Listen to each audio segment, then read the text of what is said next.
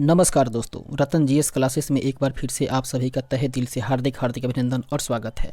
दोस्तों, बिहार पुलिस अवर सेवा आयोग अर्थात बीपीएसएससी के द्वारा आयोजित बिहार दारोगा पुलिस अवर निरीक्षक अर्थात बिहार पुलिस सब इंस्पेक्टर के जितने भी अभी तक एग्जाम आयोजित करवाए गए हैं उन सभी एग्जाम्स के प्रश्न पत्र को हम लोग देख रहे हैं क्वेश्चन बैंक के तौर पर, जिसमें कि दोस्तों प्रारंभिक और मुख्य परीक्षा को सम्मिलित किया गया है।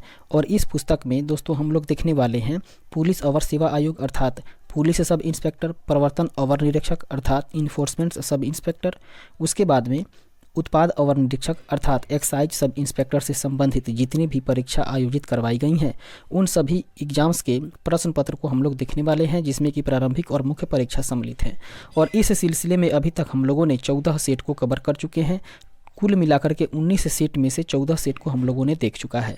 और इसके बाद हम लोग इस सेशन में देखने वाले हैं 15वें सेट को, जो कि वन दरोगा अर्थात फॉरेस्ट रेंजर से संबंधित ये सेट होने वाला है। सबसे पहले इसके विषय सूची को देखें तो दोस्तों अभी तक हम लोगों ने 14 सेट को कंप्लीट कर चुके हैं और इस सेशन में हम लोग देखने वाले हैं 15वें सेट को, जो कि वन दारोगा अर्थात फॉरेस्ट रेंजर, जिसकी एग्जाम आयोजित करवाई गई थी 17 जनवरी 2021 ईस्वी को।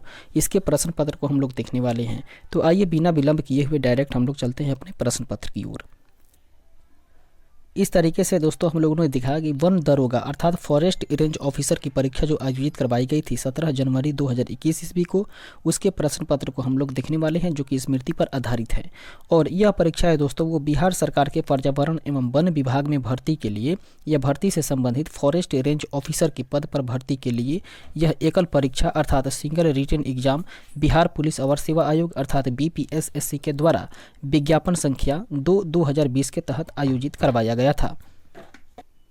और इस एकल परीक्षा में सामान्य ज्ञान एवं समसामयिक मुद्दों से संबंधित कुल मिलाकर के 100 बहुविकल्पीय प्रश्न पूछे गए थे और इसके लिए 2 घंटे का समय निर्धारित किया गया था। इस तरीके से हम लोग बढ़ते हैं अपने सेशन की ओर और देखते हैं पहले प्रश्न को। पहला प्रश्न कह रहा है सविनय अवज्ञा आंदोलन निम्न में से किसके ठीक पहले हुआ था। दोस्तों सविनय अवज्ञा आंदोलन की बात करें तो वे गांधी इरविन समझौता जो कि 1931 में हुआ था, इसके ठीक पहले हुआ था। ऑप्शन नंबर ए इसका राइट आंसर हो जाएगा। अर्थात गांधी इरविन समझौता 1931 के पहले ही सविनय अवज्ञा आंदोलन की शुरुआत हुई थी। दोस्तों बात करें तो 12 मार्च 1930 ईस्वी को ही गांधी जी ने अपने 79 समर्थकों के साथ साबरमती स्थित अपने आश्रम से लगभग 322 किलोमीटर के दूरी दांडी के लिए पैदल प्रस्थान किए थे। लगभग 24 दिनों के बाद 6 अप्रैल 1930 ईस्वी को दांडी नामक स्थान पर पहुंच करके गांधी जी ने नमक कानून को तोड़ा और सविनय अवज्ञा आंदोलन की शुरुआत कर दी थी।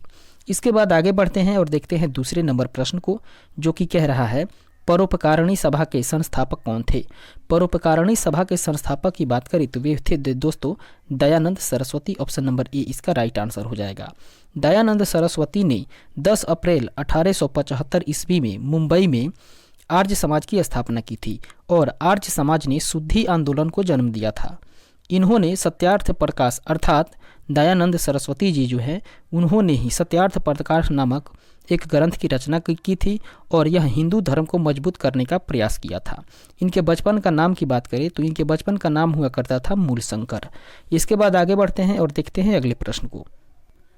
इस तरीके से तीसरा नंबर प्रश्न जो कि कह रहा है किस हड़प्पन स्थल से जूते हुए खेत के प्रमाण मिले हुए हैं। हड़प्पा के वह कौन ऐसा स्थल है जहां से जूते हुए खेत का प्रमाण मिले हैं, तो इसका राइट आंसर होगा ऑप्शन नंबर ए अर्थात वह स्थान है कालीबंगा। हड़प्पा संस्कृति जिसको कि सिंधु सभ्यता भी कहा जाता है, सिंधु सभ्यता की खोज जो है वो दयाराम सहनी के द्वारा ही की गई थी और खेत तथा व्यापार इसके अर्थव्यवस्था के प्रमुख अंग हुआ करते थे। कालीबंगा हड़प्पा संस्कृति जो कि घग्गर नदी के किनारे अवस्थित है, यह राजस्थान के हनुमानगढ़ जिला में है और यहाँ अग्नि पूजा के प्रमाण भी मिले हुए हैं। इस तरीके से अगले प्रश्न को देखें, चौथा नंबर प्रश्न जो कि कह रहा है ओजोन परत को प्रभावित करने वाले गैस का नाम क्या है। दोस्तों निम्नलिखित में से वो कौन ऐसा गैस है जो ओजोन परत को प्रभावित करता है, तो इसका राइट आंसर हो जाएगा क्लोरोफ्लोरोकार्बन। ऑप्शन नंबर ए इसका राइट आंसर होगा। ओजोन परत जो है वो ओजोन गैस का एक परत है जो कि समतापमंडल के नीचे मिलता है या समतापमंडल के नीचे अवस्थित है, और इसकी खोज फ्रांस के वैज्ञानिक फेबरी चार्ल्स तथा हेनरी बुसोन ने किया था। ओजोन परत को क्षरण करने वाली मुख्य गैसें हैं क्लोरोफ्लोरोकार्बन, जिसको कि CFC भी कहा जाता है, उसके बाद में हाइड्रोक्लोरोफ्लोरोकार्बन अर्थात HCFC, उसके बाद में हैलोजन, कार्बन टेट्राक्लोराइड तथा मिथाइल क्लोरोफॉर्म। ये सभी जो है वे ओजोन परत को क्षरण करने वाली गैसें हैं। इसके बाद आगे बढ़ते हैं और देखते हैं अगले प्रश्न को। 5 नंबर प्रश्न जो कि कह रहा है तापमान की इकाई निम्न में से कौन नहीं है। दोस्तों निम्नलिखित में से वो कौन ऐसी इकाई है जो तापमान की इकाई नहीं है, तो इसका राइट आंसर होगा ऑप्शन नंबर डी, अर्थात कैंडेला जो है वो तापमान की इकाई नहीं है। इसके अलावा जो केल्विन, सेल्सियस और फ़ारेनहाइट है वो तापमान की इकाई है। दोस्तों ताप मापने के लिए कुछ पैमाने की बात करें तो उसी में आता है केल्विन, इसके साथ साथ में सेल्सियस और उसके बाद में फ़ारेनहाइट। इसके बाद आगे बढ़ते हैं और देखते हैं अगले प्रश्न को।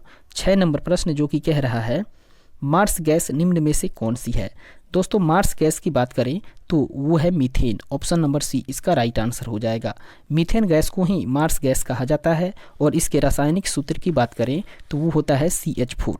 इसके बाद में बात करें कि ये मिलता कहाँ है, तो यह दलदली भूमि से मिलता है या दलदली भूमि से इसको निकाला जाता है, इसलिए इसे पंख गैस भी कहा जाता है और यह एक ज्वलनशील गैस है। ग्लोबल वार्मिंग में इस गैस की भूमिका जो है वो बहुत ही महत्वपूर्ण होती है। इसके बाद आगे बढ़ते हैं, देखते हैं 7वें नंबर प्रश्न को जो कि कह रहा है ग्रैमी अवार्ड किस क्षेत्र से संबंधित है।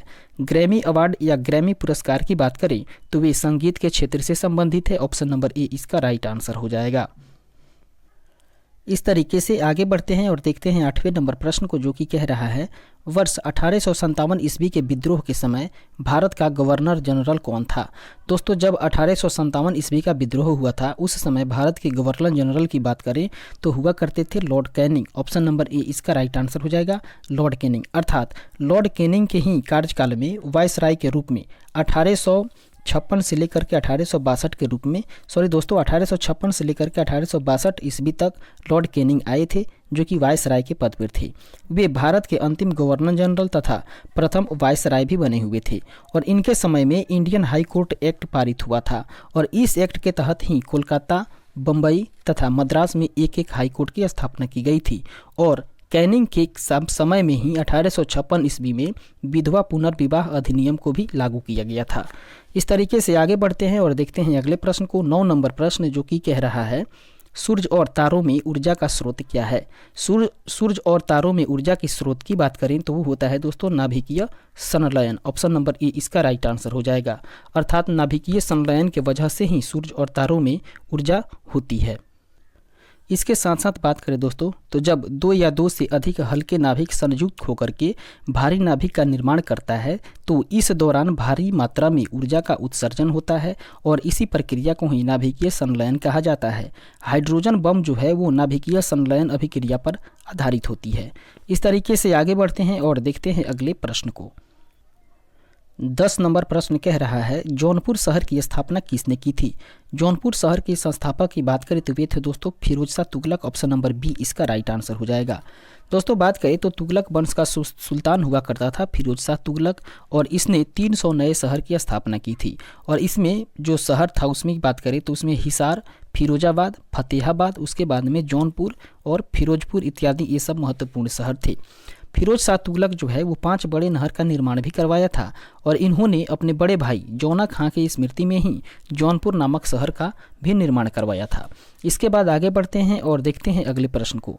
11 नंबर प्रश्न जो कि कह रहा है कोयला किस प्रकार का चट्टान है। दोस्तों कोयला के बारे में बात करें तो कोयला जो है वो अवसादी चट्टान है, ऑप्शन नंबर डी इसका राइट आंसर हो जाएगा।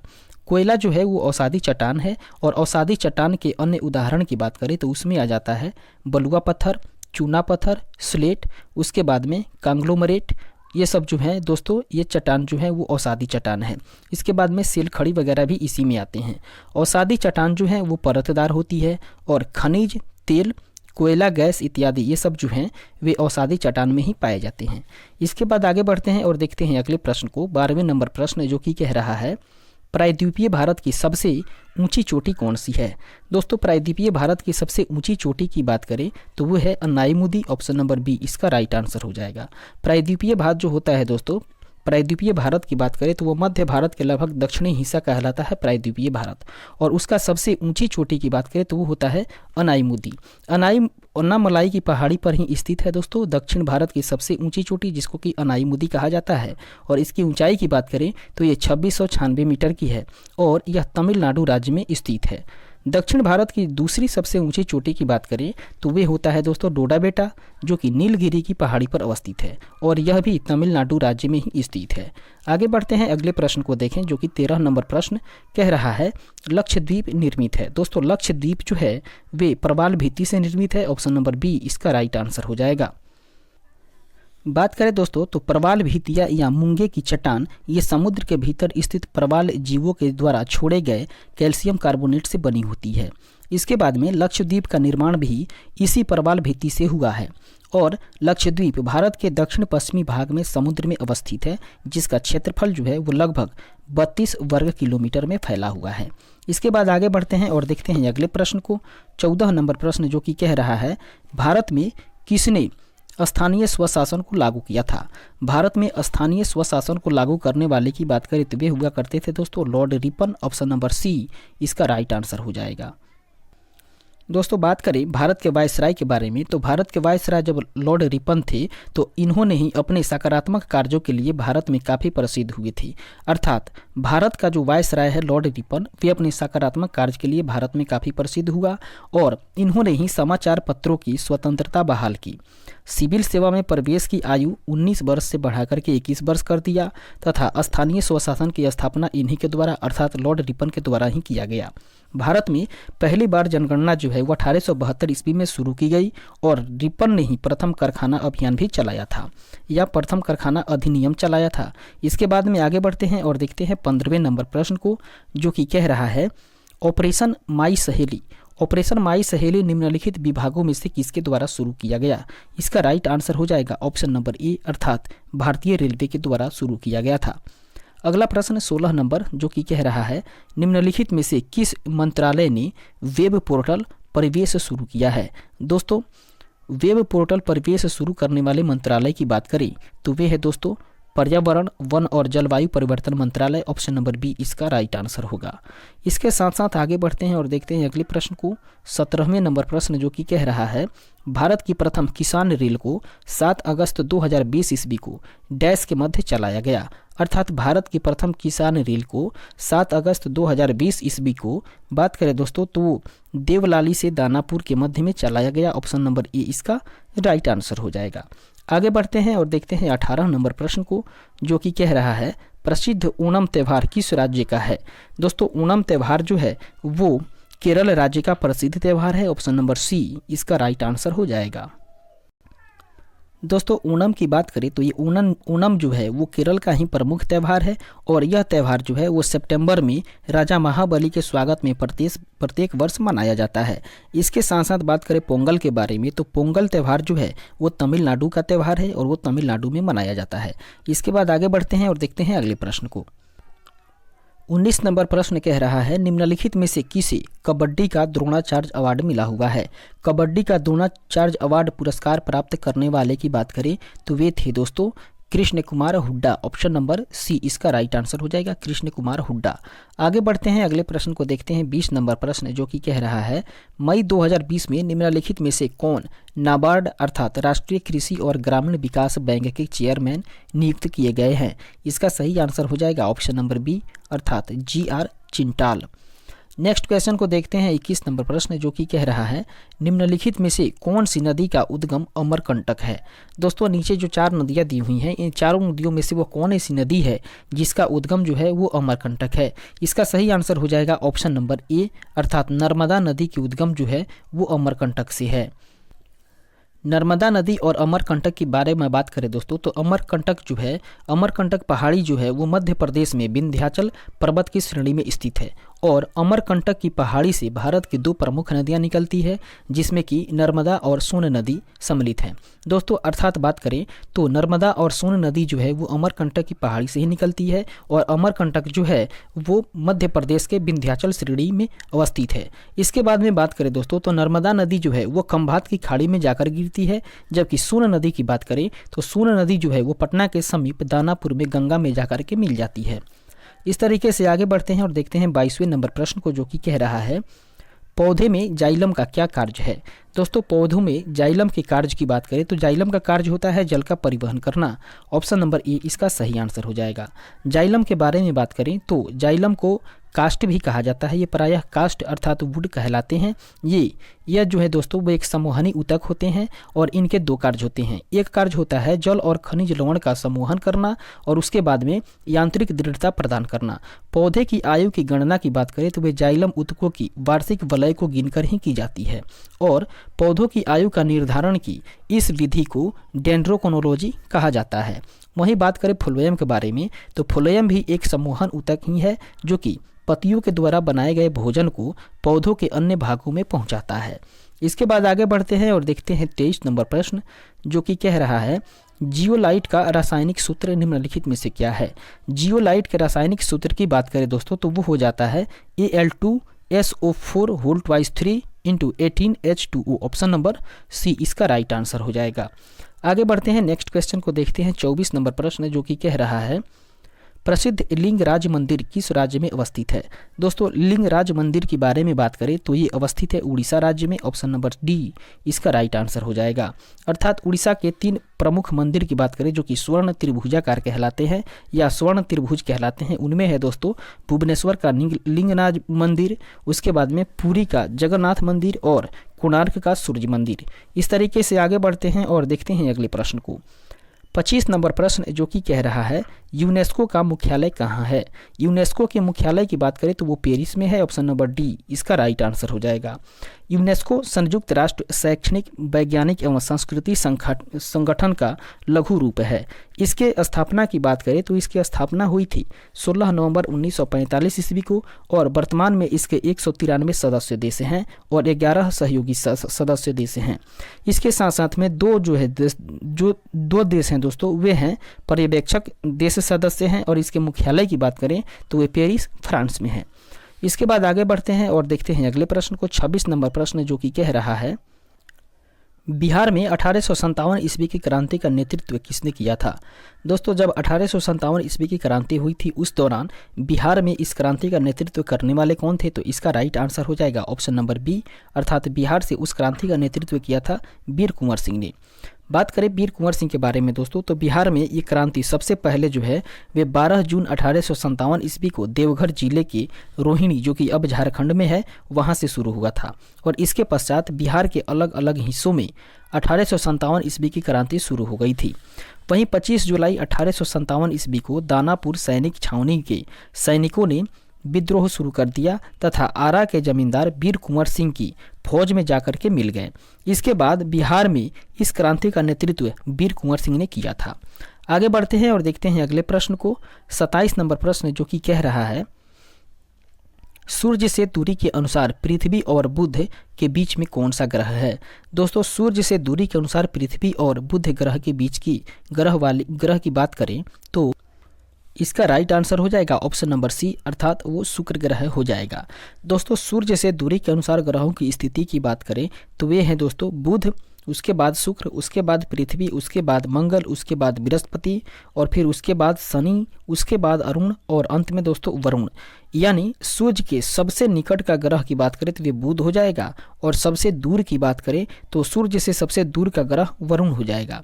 इसके बाद में आगे बढ़ते हैं, देखते हैं 28 नंबर प्रश्न, जो कि कह रहा है भारतीय राष्ट्रीय कांग्रेस का प्रथम अधिवेशन हुआ था। दोस्तों भारतीय राष्ट्रीय कांग्रेस के प्रथम अधिवेशन की बात करें तो वो हुआ था बॉम्बे में। ऑप्शन नंबर बी इसका राइट आंसर हो जाएगा। भारतीय राष्ट्रीय कांग्रेस अर्थात इंडियन नेशनल कांग्रेस INC की स्थापना की बात करें तो ये इनका स्थापना हुआ था 28 दिसंबर 1885 ईस्वी को 72 प्रतिनिधियों की उपस्थिति में बॉम्बे के गोकुलदास तेजपाल संस्कृत महाविद्यालय में A.O. हुम के द्वारा ही की गई थी और इसके प्रथम अधिवेशन की अध्यक्षता व्योमेश चंद्र बनर्जी ने किया था, जो कि बॉम्बे में ही इसका प्रथम अधिवेशन हुआ था। इसके बाद आगे बढ़ते हैं, देखते हैं अगले प्रश्न को। 29 नंबर प्रश्न जो कि कह रहा है, यदि वस्तु का घनत्व पानी के घनत्व से अधिक होगा तो क्या असर होगा वस्तु पर। दोस्तों, यदि वस्तु का घनत्व पानी के घनत्व से अधिक होगा तो वो वस्तु जो है वो पानी में डूब जाएगा। ऑप्शन नंबर ए इसका सही आंसर हो जाएगा। अर्थात बात करें तो कोई भी वस्तु पानी में डूबेगी या तैरेगी, यह वस्तु तथा पानी के घनत्व पर निर्भर करती है। अगर वस्तु का घनत्व पानी के घनत्व से कम होता है तो वह तैरते रहेगी, और अगर उसका घनत्व पानी के घनत्व से ज़्यादा होता है तो वह डूब जाएगी। आर्किमिडीज के सिद्धांत के अनुसार बात करें तो जो वस्तु अपने से ज़्यादा वजन के पानी को हटा पाती है तो वही डूब जाएगी, अन्यथा वह तैरने लगेगी। अर्थात आर्किमिडीज का सिद्धांत कहता है कि जो वस्तु अपने से ज़्यादा वजन के पानी को हटा पाती है तो ही वह डूब पाएगी, अन्यथा वह तैरने लगेगी। इसके बाद आगे बढ़ते हैं और देखते हैं अगले प्रश्न को। 30 नंबर प्रश्न जो कि कह रहा है, नियाग्रा जलप्रपात कहाँ स्थित है। नियाग्रा जलप्रपात की बात करें तो वो उत्तरी अमेरिका में स्थित है। ऑप्शन नंबर ए इसका राइट आंसर हो जाएगा। ये प्रश्न जो है वो वर्ल्ड ज्योग्राफी से संबंधित है। दोस्तों, नियाग्रा जलप्रपात की बात करें तो ये सेंट लॉरेंस नदी के तट पर ही अवस्थित है और यह जलप्रपात कनाडा के ओंटारियो और अमेरिका के न्यूयॉर्क राज्य के अंतर्राष्ट्रीय सीमा पर स्थित है। इसके बाद आगे बढ़ते हैं और देखते हैं 31 नंबर प्रश्न जो कि कह रहा है, भारतीय मूल का कौन सा व्यक्ति यूनाइटेड किंगडम का महान्यायवादी बना है। इसका सही आंसर हो जाएगा सुएला ब्रूवरमैन। ऑप्शन नंबर ए इसका सही आंसर हो जाएगा। नेक्स्ट क्वेश्चन देखते हैं 32 नंबर जो कि कह रहा है, DNA का क्रियात्मक इकाई क्या है। दोस्तों, DNA के क्रियात्मक इकाई की बात करें तो वो है जीन। ऑप्शन नंबर बी इसका राइट आंसर हो जाएगा। जीन जो है वो DNA के न्यूक्लियोटाइडों का ऐसा अनुक्रम है जिसमें सन्निहित कूटबद्ध सूचनाओं से अंततः प्रोटीन के संश्लेषण का कार्य संपन्न होता है और यह आनुवंशिकता की मूलभूत इकाई होती है। DNA के पूर्ण नाम की अर्थात उसके फुल फॉर्म की बात करें तो इसका पूरा नाम होता है dioxy ribo nucleic acid. DNA का पूरा नाम होता है डाइऑक्सी राइबो न्यूक्लिक एसिड। इसके बाद आगे बढ़ते हैं और देखते हैं अगले प्रश्न को। 33 नंबर प्रश्न जो कि कह रहा है, GSAT-30 उपग्रह का संबंध किससे है। इसका सही आंसर हो जाएगा ऑप्शन नंबर ए अर्थात टेलीकम्युनिकेशन से। आगे बढ़ते हैं और देखते हैं अगले प्रश्न को। 34 नंबर प्रश्न को देखें जो कि कह रहा है, वर्ष 2020 का film fair life time achievement award किसे दिया गया। इसका सही आंसर हो जाएगा ऑप्शन नंबर ए अर्थात रमेश सिप्पी को दिया गया था। अगला प्रश्न 35 नंबर जो कि कह रहा है, फ्रेंच ओपन 2020 पुरुष एकल का खिताब किसने जीता। फ्रेंच ओपन 2020 अर्थात 2020 पुरुष एकल का खिताब जीतने वाले खिलाड़ी की बात करें तो वे थे दोस्तों Rafael Nadal. Option number B इसका राइट आंसर हो जाएगा राफेल नडाल। आगे बढ़ते हैं और देखते हैं अगले प्रश्न को। इस तरीके से 36 नंबर प्रश्न जो कि कह रहा है, प्रथम खेलो इंडिया यूनिवर्सिटी गेम का आयोजन कहाँ किया गया। प्रथम खेलो इंडिया यूनिवर्सिटी गेम का आयोजन की बात करें तो इसका आयोजन किया गया था भुवनेश्वर में। ऑप्शन नंबर डी इसका राइट आंसर होगा। अगला प्रश्न 37 नंबर जो कि कह रहा है, प्रधानमंत्री स्वनिधि योजना का संबंध किससे है। प्रधानमंत्री स्वनिधि योजना के संबंध की बात करें तो इसका संबंध रहा है दोस्तों रेहड़ी वाले को ऋण। ऑप्शन नंबर बी इसका राइट आंसर हो जाएगा रेहड़ी वाले को ऋण से। नेक्स्ट क्वेश्चन देखते हैं 38 नंबर प्रश्न जो कि कह रहा है, बिडाल परीक्षण का संबंध किस रोग से है। दोस्तों, बिडाल परीक्षण के संबंध की बात करें तो इसका संबंध होता है टाइफाइड से। ऑप्शन नंबर डी इसका राइट आंसर हो जाएगा। अर्थात बिडाल परीक्षण के माध्यम से ही टाइफाइड रोग की जांच की जाती है और टाइफाइड रोग जो है वो साल्मोनेला टाइफी नामक जीवाणु से होता है। इससे आंत प्रभावित होता है, अर्थात टाइफाइड नामक बीमारी से आंत प्रभावित होता है और यह रोग जो है वह गंदे पानी तथा गंदे खाद्य पदार्थ के सेवन से होता है। आगे बढ़ते हैं और देखते हैं अगले प्रश्न को। 39 नंबर प्रश्न जो कि कह रहा है बंगाल में द्वैध शासन की स्थापना किसने की। दोस्तों बंगाल में द्वैध शासन की स्थापना की बात करें तो वो रॉबर्ट क्लाइव ने की थी। ऑप्शन नंबर डी इसका राइट आंसर हो जाएगा। दोस्तों बंगाल का प्रथम गवर्नर जो लॉर्ड क्लाइव हुआ करता था, वे प्लासी के युद्ध जीतने के पश्चात बंगाल में द्वैध शासन को लागू कर दिया और इसके तहत राजस्व वसूलने, सैनिक संरक्षण एवं विदेशी मामले कंपनी के अधीन होते थे, जबकि शासन प्रशासन की जिम्मेदारी जो है वो नवाब के पास में सौंप दी जाती थी। इस तरीके से आगे बढ़ते हैं और देखते हैं अगले प्रश्न को। 40 नंबर प्रश्न कह रहा है निम्नलिखित में से कौन ब्रिक्स समिट अर्थात ब्रिक्स शिखर सम्मेलन का सदस्य नहीं है। इसका सही आंसर हो जाएगा ऑप्शन नंबर सी अर्थात बांग्लादेश जो है वो ब्रिक्स समिट अर्थात ब्रिक्स शिखर सम्मेलन का सदस्य नहीं है। ऑप्शन नंबर सी बांग्लादेश इसका राइट आंसर हो जाएगा। दोस्तों वर्ष 2009 ईस्वी में ब्राजील, रूस, भारत और चीन ने एक नए आर्थिक संगठन जिसको कि ब्रिक्स कहा जाता है उसकी स्थापना की थी और इसका प्रथम शिखर सम्मेलन 16 जून 2009 ईस्वी को रूसी शहर येकेटरनिबर्ग अर्थात येकेटरनिबर्ग में ही हुआ था। 2010 ईस्वी में दक्षिण अफ्रीका को इस संगठन में शामिल कर लिया गया। इसके बाद में इसका नाम जो है वो ब्रिक्स हो गया अर्थात Brazil, Russia, India, China and South Africa. इसके बाद में आगे बढ़ते हैं और देखते हैं अगले प्रश्न को। 41 नंबर प्रश्न जो कि कह रहा है मणिमेकलई किस भाषा का महाकाव्य है। इसका सही आंसर हो जाएगा ये एक तमिल भाषा का महाकाव्य है। ऑप्शन नंबर सी इसका राइट आंसर हो जाएगा। मणिमेकलई की बात करें तो यह एक तमिल महाकाव्य है जिसकी रचना तमिल कवि चितलाई चतनार के द्वारा की गई थी और इस ग्रंथ को तमिल भाषा का ओडिसी भी कहा जाता है। इस तरीके से आगे बढ़ते हैं और नेक्स्ट क्वेश्चन को देखते हैं। 42 नंबर प्रश्न जो कि कह रहा है अमीबा भोजन का अंतर्ग्रहण किसके द्वारा करता है। दोस्तों अमीबा जो होता है वो अपने भोजन का अंतर्ग्रहण कूटपाद के द्वारा करता है। ऑप्शन नंबर डी इसका राइट आंसर हो जाएगा। अमीबा जीवित प्राणियों की तरह अपना भोजन ग्रहण करता है। वह हर प्रकार के कार्बनिक कणों उसके बाद में जीवित अथवा निर्जीव का भक्षण किया करता है।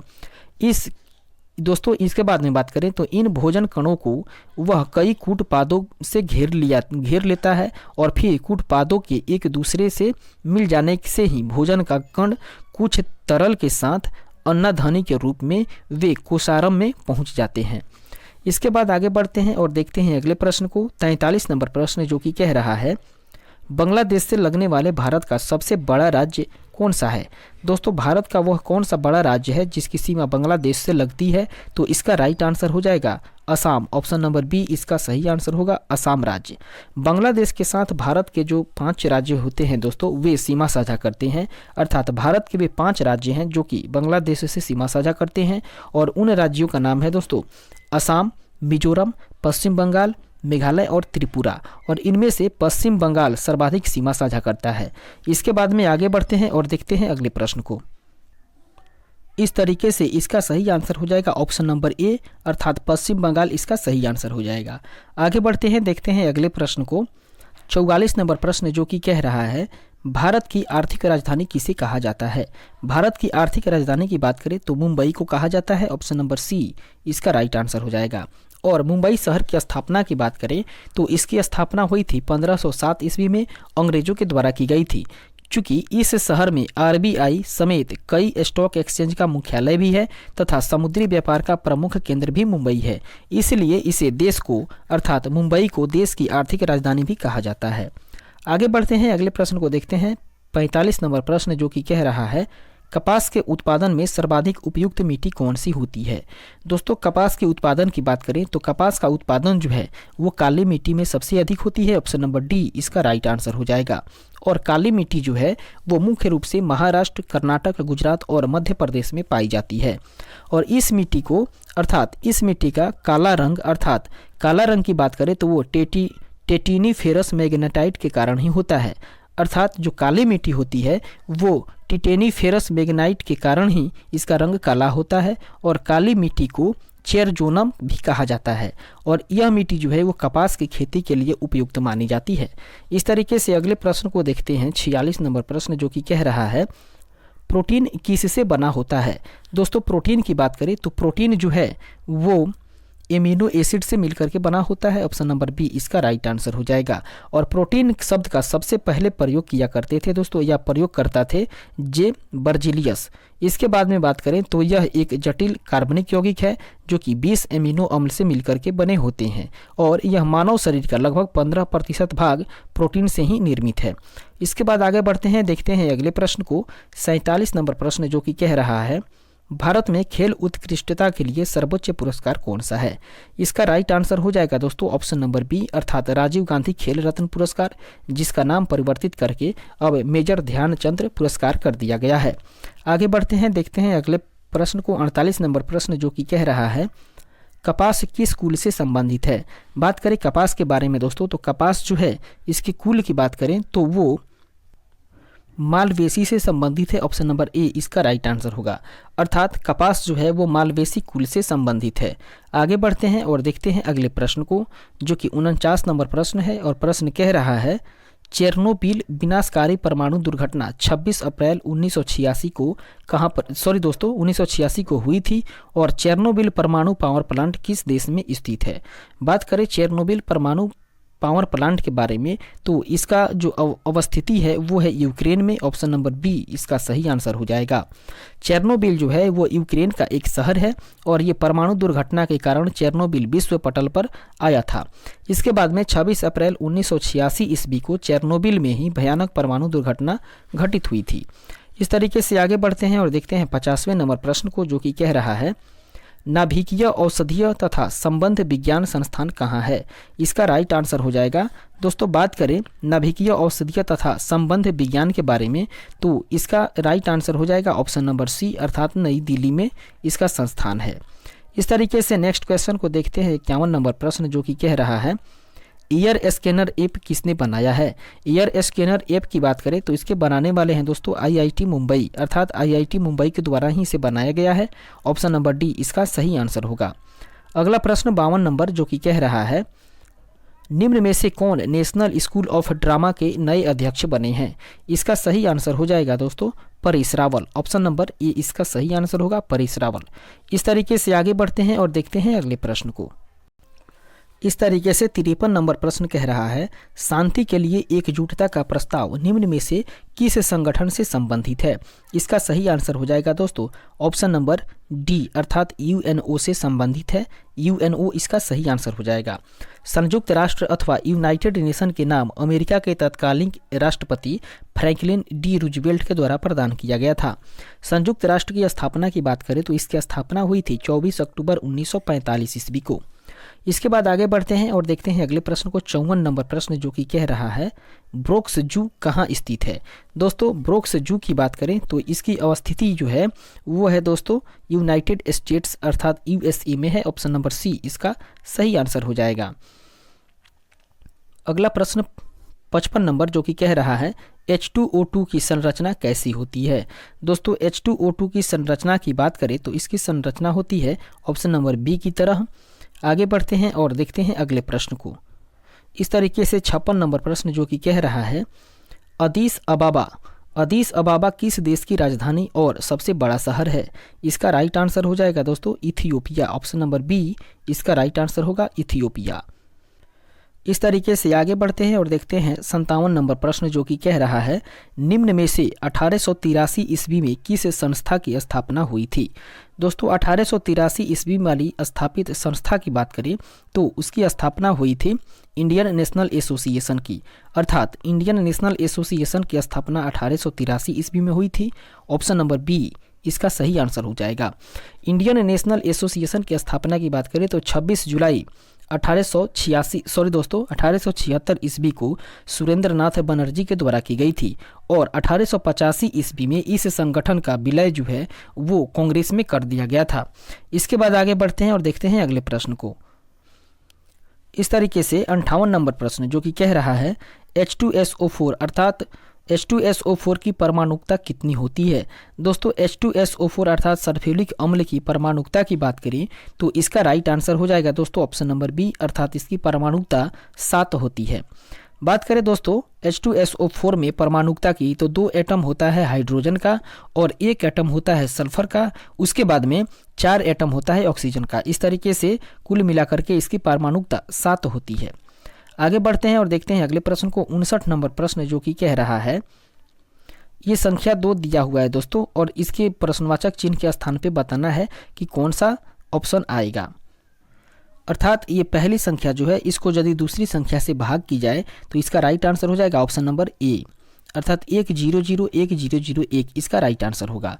इस तरीके से आगे बढ़ते हैं और देखते हैं 60 नंबर प्रश्न जो कि कह रहा है, राम मुंबई से पुणे 20 किलोमीटर प्रति घंटा की गति से जाता है और 30 किलोमीटर प्रति घंटा की गति से वापस आता है, तो पूरी यात्रा के दौरान उसके द्वारा तय की गई औसत चाल कितनी होगी।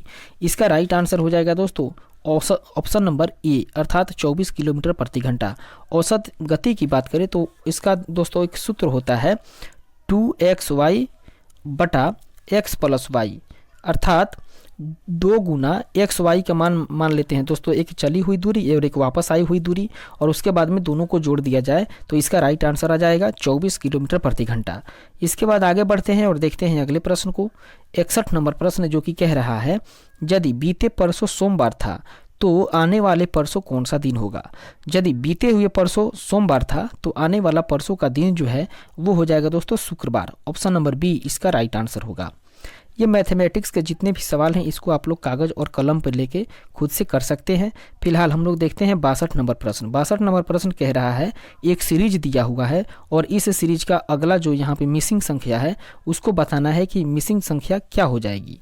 तो इसका राइट आंसर हो जाएगा दोस्तों ऑप्शन नंबर सी, अर्थात मिसिंग संख्या हो जाएगी 64/13।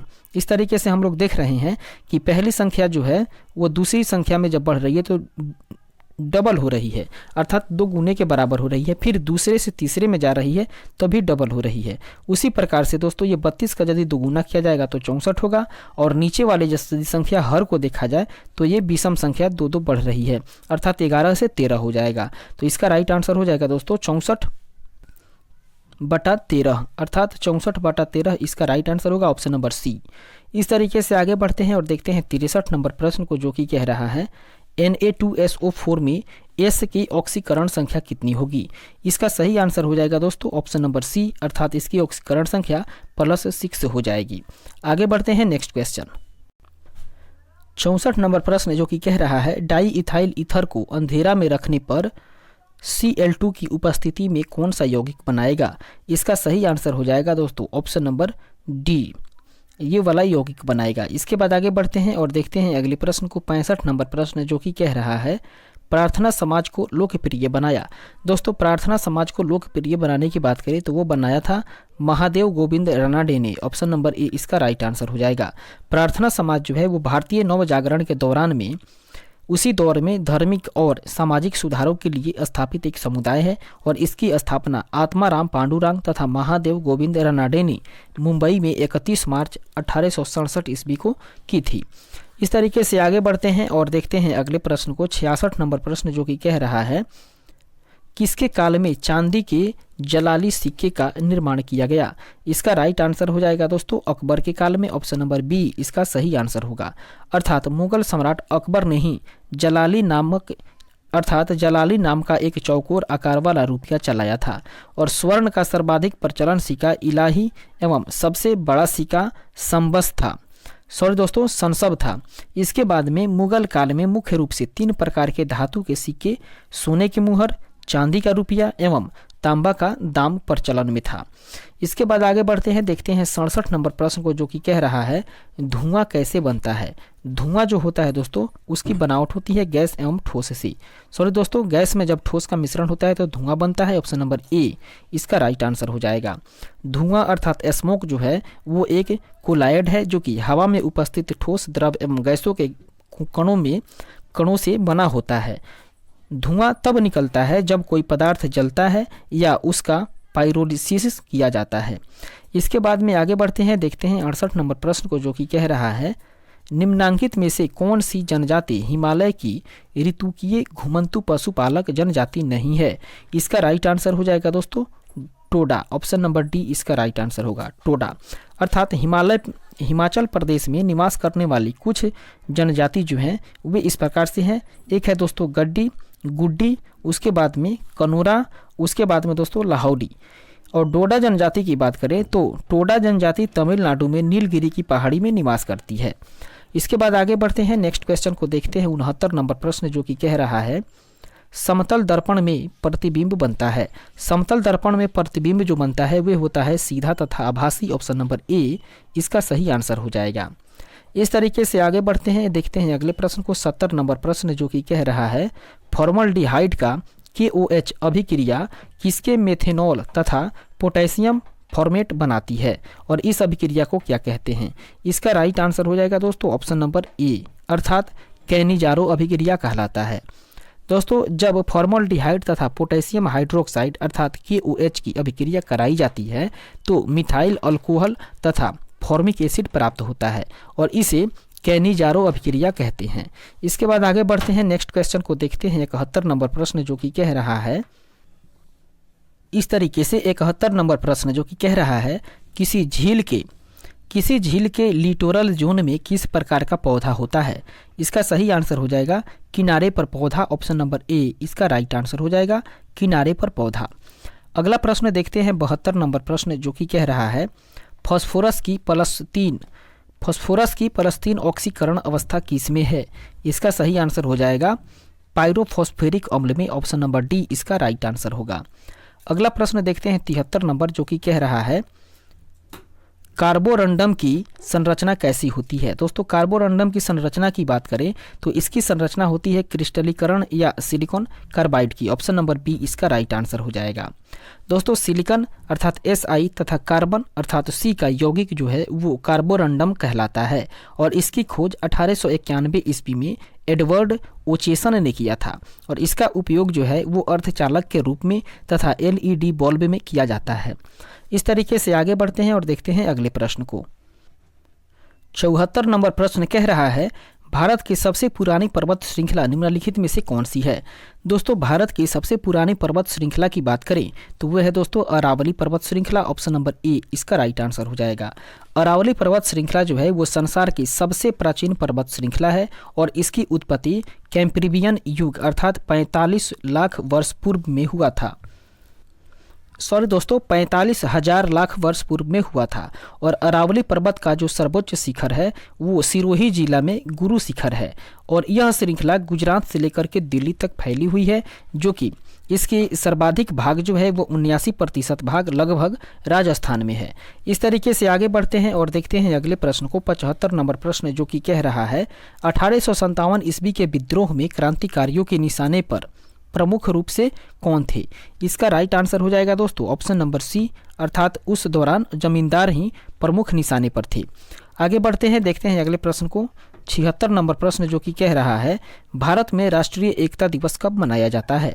भारत में राष्ट्रीय एकता दिवस की बात करें तो वो मनाया जाता है दोस्तों 31 अक्टूबर को। ऑप्शन नंबर ए इसका राइट आंसर होगा। अगला प्रश्न 77 नंबर जो कि कह रहा है चंद्रयान 2 द्वारा चंद्रमा के क्रेटर पर तस्वीर खींचा गया था, उस तस्वीर का नाम किस वैज्ञानिक के नाम पर रखा गया? इसका सही आंसर हो जाएगा दोस्तों doctor Vikram Sarabhai. Option number D इसका राइट आंसर होगा। आगे बढ़ते हैं, नेक्स्ट क्वेश्चन देखते हैं 78 नंबर प्रश्न जो कि कह रहा है कांग्रेस के 1929 ईस्वी के लाहौर अधिवेशन में निर्णय लिया गया। दोस्तों कांग्रेस का जो 1929 ईस्वी में लाहौर का अधिवेशन हुआ था उसमें यह निर्णय लिया गया था कि संपूर्ण स्वराज की प्राप्ति हो। ऑप्शन नंबर सी इसका सही आंसर हो जाएगा संपूर्ण या पूर्ण स्वराज की प्राप्ति। दोस्तों 19 दिसंबर 1929 ईस्वी को कांग्रेस के लाहौर अधिवेशन में पूर्ण स्वराज की घोषणा की गई थी और इस अधिवेशन की अध्यक्षता जवाहरलाल नेहरू ने किया था। इसी अधिवेशन में 26 जनवरी 1930 ईस्वी को प्रथम स्वतंत्रता दिवस मनाया गया और 31 दिसंबर 1929 ईस्वी की अर्धरात्रि में इनकलाब जिंदाबाद नारों के साथ रावी नदी के तट पर भारतीय स्वतंत्रता का प्रतीक तिरंगा झंडा फहराया गया। इसके बाद आगे बढ़ते हैं, नेक्स्ट क्वेश्चन को देखते हैं। 79 नंबर प्रश्न जो कि कह रहा है किसी चालक का प्रतिरोध आधा कर देने से चालक के ताप पर क्या प्रभाव पड़ेगा? किसी चालक के प्रतिरोध को जब आधा कर दिया जाता है तो चालक के ताप पर जो प्रभाव पड़ता है वो होता है दोस्तों दोगुना, अर्थात उसका जो है प्रभाव पड़ने वाला है वो दोगुना हो जाएगा। ऑप्शन नंबर ए इसका राइट आंसर होगा। इस तरीके से 80 नंबर प्रश्न जो कि कह रहा है राफेल विमान को सर्वप्रथम किस महिला ने उड़ाया। दोस्तों राफेल विमान की बात करें तो इसको उड़ाने वाली सर्वप्रथम महिला थी शिवांगी। ऑप्शन नंबर बी इसका सही आंसर होगा, शिवांगी। इस तरीके से नेक्स्ट क्वेश्चन को देखते हैं 81 नंबर प्रश्न जो कि कह रहा है आदर्श गैस से संबंध में या आदर्श गैस से संबंध में समतापीय परिवर्तन में उसकी ऊर्जा क्या हो जाएगी। इसका सही आंसर हो जाएगा दोस्तों उसकी ऊर्जा जो है वो स्थिर रहती है। ऑप्शन नंबर डी इसका राइट आंसर होगा। अर्थात आदर्श गैस एक काल्पनिक सैद्धांतिक गैस है जिसके कण यादृक्ष गति करने वाले, परस्पर अन्योन्य क्रिया न करने वाले और बिंदुवत हैं। इस तरीके से आदर्श गैस के आयतन, दाब एवं ताप में अंतर संबंध को व्यक्त करने वाले समीकरण का प्रतिपादन किया गया है और इसके अन्य गैसों के साथ जो है अन्य गैसों के गुण धर्म का पता चलता है। इसके बाद आगे बढ़ते हैं और देखते हैं अगले प्रश्न को 82 नंबर प्रश्न जो कि कह रहा है इडक्कल गुफाएं। इडक्कल गुफाएं जो कि अम्बुकुथी पहाड़ी पर स्थित है वे भारत के किस राज्य में स्थित है। इसका राइट आंसर हो जाएगा दोस्तों ऑप्शन नंबर ए अर्थात ये केरल राज्य में स्थित है। अगला प्रश्न 83 नंबर जो कि कह रहा है मरुस्थलीय पौधे के क्या गुण हैं। दोस्तों मरुस्थलीय पौधे के गुण की बात करें तो इनका गुण है कि वे गुद्देदार तना के साथ होते हैं, नुकील पत्ता होता है और लंबी जड़ें होती हैं। अर्थात ऑप्शन नंबर डी इसका राइट आंसर हो जाएगा। उपयुक्त में से सभी होते हैं मरुस्थलीय पौधे के गुण। आगे बढ़ते हैं और देखते हैं अगले प्रश्न को। 84 नंबर प्रश्न कह रहा है निम्नांकित किस स्थल पर स्थित स्तूप अवशेषों से अशोक के प्रस्तर का उद्भूत प्रतिमा प्राप्त हुई है जिस पर उसका नाम उत्कीर्ण है। इसका सही आंसर हो जाएगा दोस्तों ऑप्शन नंबर ए अर्थात कनगहनहल्ली कनगनहल्ली। ऑप्शन नंबर ए इसका राइट आंसर हो जाएगा। अर्थात मौर्य सम्राट अशोक का पूर्ण नाम जो है वो देवनाम प्रिय अशोक मौर्य अर्थात राजा प्रियदर्शी देवताओं के राजा के तौर पे है दोस्तों और ये कर्नाटक के रायचूर जिला में स्थित है। इसके बाद में गुर्जरा अभिलेख में अशोक का नाम जो है वो अशोक पाया गया है। इस तरीके से आगे बढ़ते हैं और देखते हैं अगले प्रश्न को 85 नंबर प्रश्न जो कि कह रहा है प्रथम भारतीय संचार उपग्रह निम्नलिखित में से कौन सा है। इसका सही आंसर हो जाएगा दोस्तों ऑप्शन नंबर डी अर्थात एप्पल। एप्पल जो है वो प्रथम भारतीय संचार उपग्रह है। ऑप्शन नंबर डी इसका राइट आंसर होगा। भारत का पहला संचार उपग्रह एप्पल जो कि 13 अगस्त 1981 ईस्वी को तत्कालीन प्रधानमंत्री इंदिरा गांधी के द्वारा राष्ट्र को समर्पित किया गया था। व्यापक परीक्षण करने हेतु एप्पल का लगभग 4 वर्षों तक उपयोग किया गया और 19 सितंबर 1885 ईस्वी को इसे निष्क्रिय बनाया गया। इस तरीके से आगे बढ़ते हैं और देखते हैं अगले प्रश्न को 86 नंबर प्रश्न जो कि कह रहा है सर्वाधिक विद्युत धनात्मक तत्व निम्नलिखित में से कौन से हैं। दोस्तों सबसे अधिक विद्युत धनात्मक निम्नलिखित तत्वों में से बात करें तो वो तत्व है दोस्तों Ba। ऑप्शन नंबर ए इसका राइट आंसर हो जाएगा।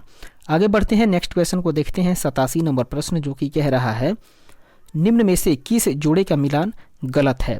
दोस्तों गलत मिलान वाले जोड़े की बात करें तो इसका राइट आंसर हो जाएगा ऑप्शन नंबर डी अर्थात कुंवर सिंह मेरठ से संबंधित नहीं थे। कुंवर सिंह जो है वे बिहार से संबंधित थे 1857 की क्रांति के संदर्भ में।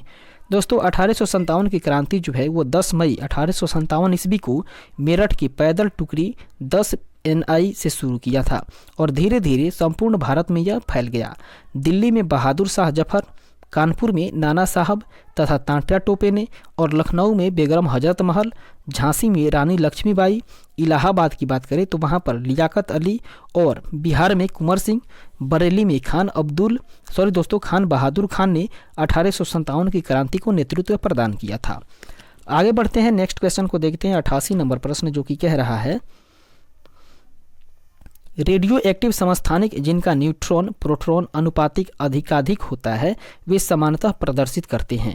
इसका राइट आंसर हो जाएगा दोस्तों ये इलेक्ट्रॉन पॉजिटिव उत्सर्जन करते हैं। ऑप्शन नंबर ए इसका सही आंसर होगा। अगला प्रश्न देखते हैं 89 नंबर प्रश्न जो कि कह रहा है कौन सा युग्म गलत सुमेलित है। दोस्तों ये चारों के चारों जो ऑप्शन दिया हुआ है ये चारों के चारों गलत सुमेलित है। सॉरी दोस्तों ये गलत सुमेलित नहीं है अर्थात ये सभी के सभी जो है वे सही सुमेलित हैं। इस प्रकार से इसमें कोई भी ऑप्शन का चयन नहीं किया जा सकता है क्योंकि इसमें गलत सुमेलन को कहा गया है और बाकी के जितने भी ये चारों ऑप्शन हैं वे एकदम सही सुमेलित हैं। इस प्रकार से बात करें दोस्तों तो मुस्लिम लीग ने 16 अगस्त 1946 ईस्वी को प्रत्यक्ष कार्रवाई दिवस मनाया था। इस तरीके से आगे बढ़ते हैं और बात करते हैं सर्वप्रथम प्रत्यक्ष गवाही दिवस जो है वो बंगाल में ही मनाया गया था और उस समय बंगाल में मुस्लिम लीग की सरकार थी। आगे बढ़ते हैं और देखते हैं अगले प्रश्न को। 90 नंबर प्रश्न जो कि कह रहा है नीचे दिए गए विकल्पों में से संबंधित आकृति को चुनिए। दोस्तों ये जो 3 आकृति दी हुई है इस तीनों आकृति से सम्मिलित या संबंधित यहाँ चौथी आकृति को चूज करना है कि कौन सी आकृति होगी। तो इसका राइट आंसर हो जाएगा दोस्तों ऑप्शन नंबर ए, अर्थात ऑप्शन नंबर ए वाली आकृति जो है वे प्रश्नवाचक चिन्ह पे आ जाएगी। आगे बढ़ते हैं और फिर देखते हैं अगले प्रश्न को। 91 नंबर प्रश्न जो कि कह रहा है कपाल कुंडला के लेखक कौन है। दोस्तों कपाल कुंडला के लेखक की बात करें तो इसका राइट आंसर हो जाएगा ऑप्शन नंबर बी, अर्थात बंकिम चंद्र चटर्जी इसका सही आंसर होगा। इसी तरह से नेक्स्ट क्वेश्चन देखते हैं 92 नंबर प्रश्न जो कि कह रहा है श्वेत प्रकाश में 7 रंग होते हैं, इस तथ्य की खोज निम्न में से किस वैज्ञानिक ने की थी। इसका राइट आंसर हो जाएगा ऑप्शन नंबर बी, अर्थात न्यूटन के द्वारा इसकी खोज की गई थी। श्वेत प्रकाश में 7 रंग होते हैं जैसे कि बैगनी, नीला, आसमानी, हरा, पीला, नारंगी और लाल, और इस तथ्य की खोज 1666 ईस्वी में न्यूटन के द्वारा की गई थी। आगे बढ़ते हैं नेक्स्ट क्वेश्चन देखते हैं 93 नंबर प्रश्न जो कि कह रहा है लेकलांसी सेल में विध्रुवक, एक बार फिर से पढ़ते हैं, लेकलांसी सेल में विध्रुवक के लिए प्रयुक्त होता है। इसका राइट आंसर हो जाएगा दोस्तों ऑप्शन नंबर डी, अर्थात manganese dioxide, option number D इसका सही आंसर होगा। इस प्रकार से फिर आगे बढ़ते हैं 94 नंबर प्रश्न कह रहा है समीकरण x² - 4x + 3 = 0 के गुणनखंड हो जाएंगे। इसका राइट आंसर हो जाएगा दोस्तों ऑप्शन नंबर ए, अर्थात इसका गुणनखंड जो है वे हो जाएगा x - 1 × x - 3। इसके बाद आगे बढ़ते हैं और देखते हैं अगले प्रश्न को। 95 नंबर प्रश्न जो कि कह रहा है स्थिर जल में पत्थर गिरने पर उत्पन्न तरंगे जो हैं वे होती है दोस्तों अनुप्रस्थ प्रगामी, ऑप्शन नंबर ए इसका सही आंसर हो जाएगा। इस प्रकार से फिर आगे बढ़ते हैं, देखते हैं 96 नंबर प्रश्न जो कि कह रहा है 2 to the power 3 cross 2 to the power 4 का मान क्या होगा। इसका सही आंसर हो जाएगा दोस्तों ऑप्शन नंबर ए, अर्थात 27 इसका राइट आंसर हो जाएगा। इस प्रकार से फिर आगे बढ़ते हैं और देखते हैं अगले प्रश्न को। 97 नंबर प्रश्न जो कि कह रहा है 3 डिग्री बराबर क्या होगा। दोस्तों 3 डिग्री बराबर की बात करें तो इसका राइट आंसर हो जाएगा ऑप्शन नंबर ए इसका सही आंसर होगा, अर्थात 1 इसका सही आंसर हो जाएगा। अर्थात 3 का पावर यहाँ पे 0 जब होगा तो इसका मान 1 हो जाएगा। इसका सही आंसर ऑप्शन नंबर ए हो जाएगा। इस प्रकार से फिर आगे बढ़ते हैं और देखते हैं अगले प्रश्न को। 98 नंबर प्रश्न जो कि कह रहा है 7 मीटर 5 सेंटीमीटर को सेंटीमीटर में बदलने पर उत्तर क्या होगा। इसका राइट आंसर होगा दोस्तों ऑप्शन नंबर बी, अर्थात 705 सेंटीमीटर। आगे बढ़ते हैं और देखते हैं अगले प्रश्न को। 99 नंबर प्रश्न जो कि कह रहा है 0/5 का मान क्या होगा। दोस्तों 0/5 के मान की बात करें तो इसका राइट आंसर हो जाएगा ऑप्शन नंबर बी, अर्थात 0 इसका सही आंसर हो जाएगा। दोस्तों अंश पर 0 है और नीचे हर में 5 है, तो इसका सदैव हर में 5 हो या कोई भी अन्य संख्या हो, जब अंश में 0 होता है तो इसका मान हमेशा के लिए ही 0 ही होता है। इस तरीके से आगे बढ़ते हैं और देखते हैं अगले प्रश्न को। 100 नंबर प्रश्न और इस सेशन का आखिरी प्रश्न जो कि कह रहा है लघु ज्वार भट्टा कब आता है।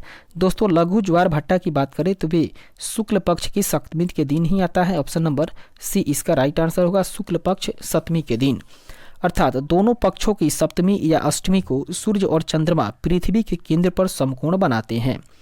इस स्थिति में सूर्य और चंद्रमा के आकर्षण बल एक दूसरे को संतुलित करने के प्रयास में प्रभावहीन हो जाते हैं और इस प्रकार से दिन जो है वो उस दिन लघु ज्वर उत्पन्न हो जाता है।